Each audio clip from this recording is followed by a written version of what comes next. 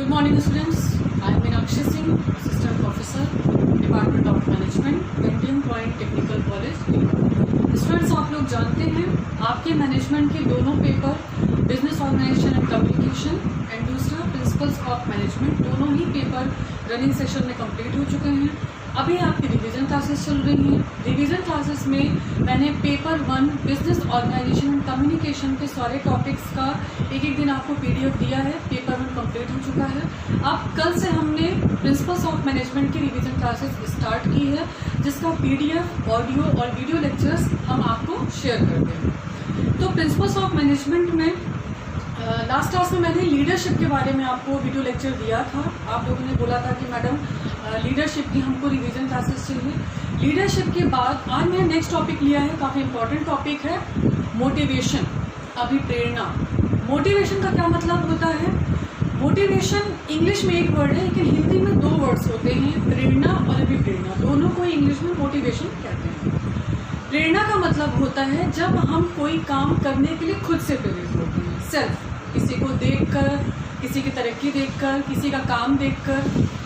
लेकिन अभिप्रेरणा का क्या मतलब होता है? जब हमको कोई काम करने के लिए प्रेरित करे दूसरा व्यक्ति। तो यहाँ पर हम अभिप्रेरणा पढ़ रहे हैं, मोटिवेशन। मोटिवेशन का मतलब होता है, अब हम मोटिवेशन पढ़ क्यों रहे हैं?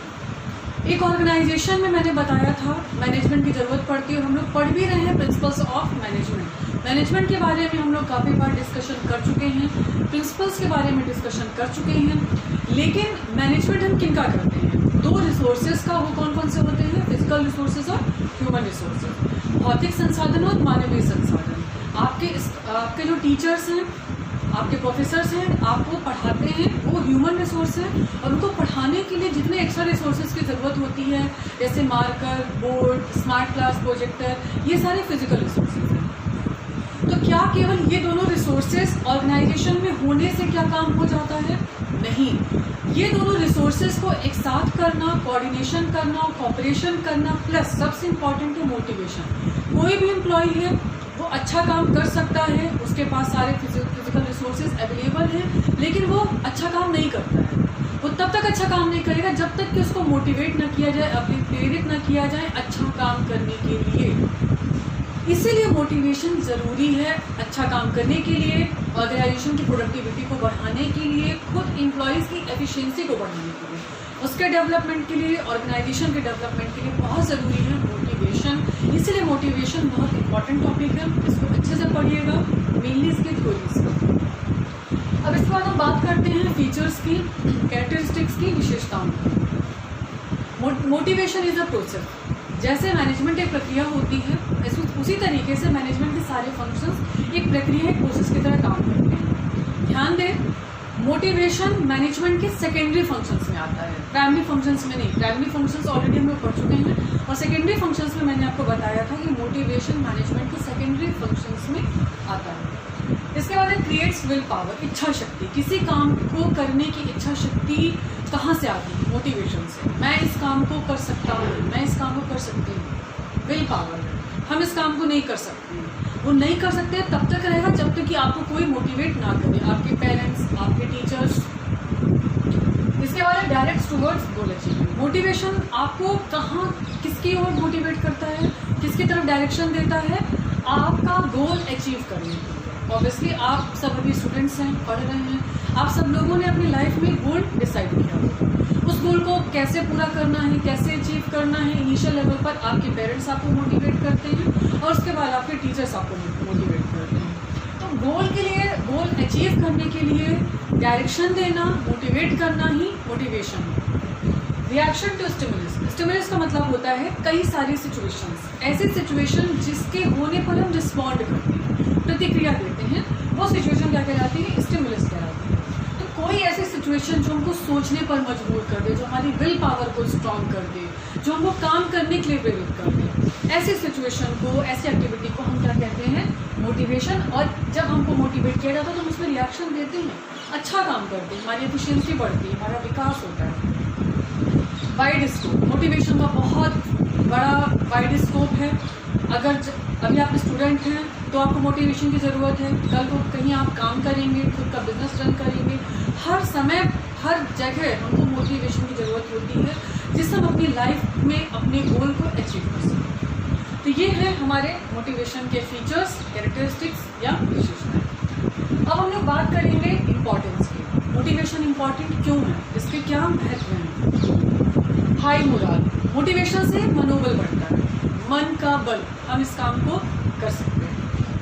हाई प्रोडक्टिविटी, ऑब्वियसली जब हमारा मनोबल सेट होगा, हमारा मोरल हाई होगा तो हम किसी भी काम को अच्छे से करेंगे। जब हमारा काम अच्छे से होगा, एफिशिएंसी बढ़ेगी, ऑर्गेनाइजेशन की प्रोडक्टिविटी बढ़ेगी, तो हमारी भी प्रोडक्टिविटी बढ़ेगी प्लस ऑर्गेनाइजेशन की प्रोडक्शन कैपेसिटी भी ज़्यादा इंक्रीज होगी। अगर हमारा मन लगेगा ही नहीं काम करने में तो कई बार ऐसा हो जाता है कि प्रोडक्ट की क्वालिटी में हम कॉम्प्रोमाइज़ कर जाए।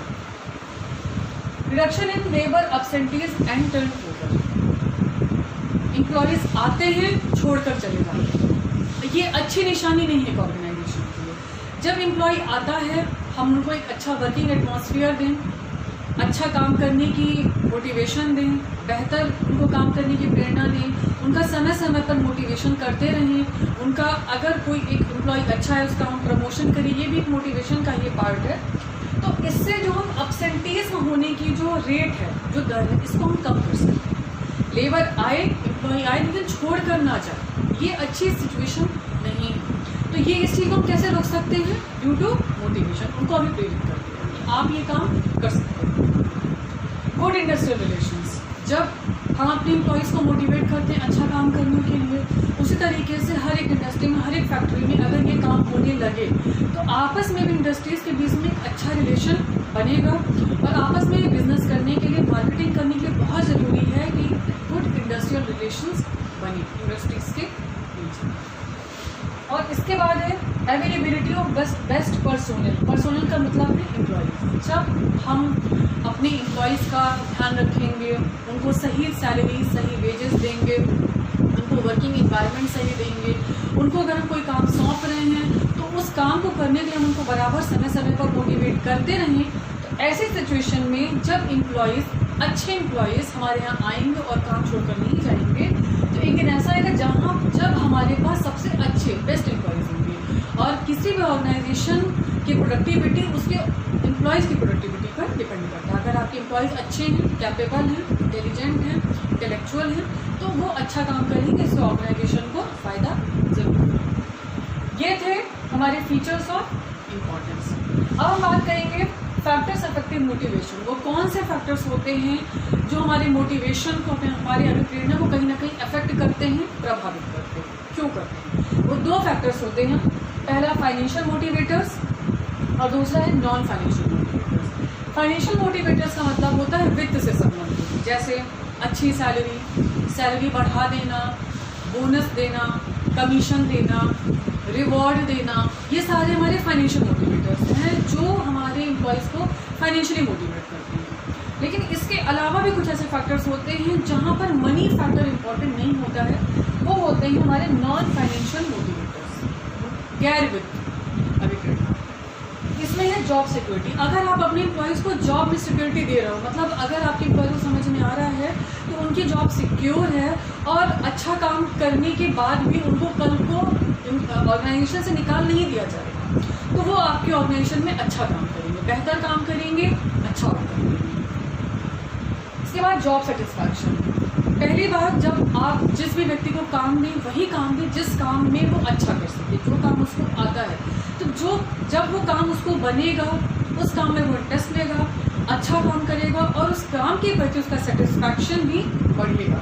कोई भी हम काम करें लेकिन काम हम वही करें जिसमें हमारा मन लगे, तभी उस काम के प्रति हमारा सेटिस्फैक्शन बढ़ेगा और सेटिस्फैक्शन बढ़ेगा तभी हमारी काम के प्रति, वर्क के प्रति एफिशिएंसी बढ़ेगी। प्रमोशन, अगर एक एम्प्लॉय अच्छा काम कर रहा है, डिजर्विंग है, हम समय रहते उसका प्रमोशन कर दें, प्रमोशन के साथ उसकी सैलरी भी बढ़ जाती है, तो ये भी एक मोटिवेशन का काम करता है कि हमने अच्छा काम किया और हमारे साथ जितने लोग काम कर रहे थे उनमें से हमारा प्रमोशन हुआ, कहीं ना कहीं हमने बेस्ट किया है और आने वाले समय में हम और अच्छा करेंगे, तो प्रमोशन के चांसेस और ज़्यादा बढ़ते हैं। इसके बाद है वर्किंग कंडीशंस। आप अपने एम्प्लॉयज़ को काम करने की वर्किंग कंडीशंस कैसी दे रहे हो, वर्किंग एनवायरनमेंट कैसे दे रहे हो। वर्किंग कंडीशंस फेवरेबल होना चाहिए एम्प्लॉयज़ के हिसाब से, तभी वो अपनी क्रिएटिविटी, अपनी इनोवेशन के साथ काम कर पाएगा, उसका विकास होगा और साथ ही साथ ऑर्गेनाइजेशन का भी विकास होगा। इसके बाद है पार्टिसिपेशन। ऑर्गेनाइजेशन की हर एक प्रॉब्लम में बराबर पार्टिसिपेट करना, बराबर भागीदारी देना। क्या प्रॉब्लम है, इस प्रॉब्लम को हम कैसे दूर कर सकते हैं, अपने मैनेजमेंट से वो बताएं, टॉप मैनेजमेंट से डिस्कस करें। इससे बेहतर हम काम कर सकते हैं और जब उसके आइडिया सजेशंस लिए जाएंगे तो ऑब्वियसली वो मोटिवेशन का काम करेगा। Equity in salary and rewards distribution. जो एक लेवल के एम्प्लॉयज़ हैं उनको एक जैसी सैलरी दी, जब उनका प्रमोशन करें तभी हम उनकी सैलरी को बढ़ाएं, तभी मोटिवेशन होगा। अदरवाइज जिसका मोटिवेशन नहीं हो रहा है, जिसकी सैलरी कम है, उसके अंदर हीन भावना आ जाएगी। एंड लास्ट है लीडरशिप। जब हम ऑर्गेनाइजेशन के अंदर एक मैनेजर अपने ग्रुप मेंबर्स को मोटिवेट करता है काम करने के लिए, तो उनकी लीडरशिप भी ज़रूरी है, उनका नेतृत्व करना ज़रूरी है। वो लोग क्या काम कर रहे हैं, उनको बेहतर काम करने के लिए उनको मोटिवेशन देना भी ज़रूरी है। That's all about today. I hope आज का लेक्चर आपको समझ में आया होगा। आज हमने मोटिवेशन के टॉपिक के बारे में डिस्कस किया है। नेक्स्ट लेक्चर में हम इसकी थ्योरीज के बारे में बात करेंगे। तब तक आप घर पर रहिए, सेफ रहिए, सुरक्षित रहिए, ज़रूरतमंदों की मदद करिए। Thank you.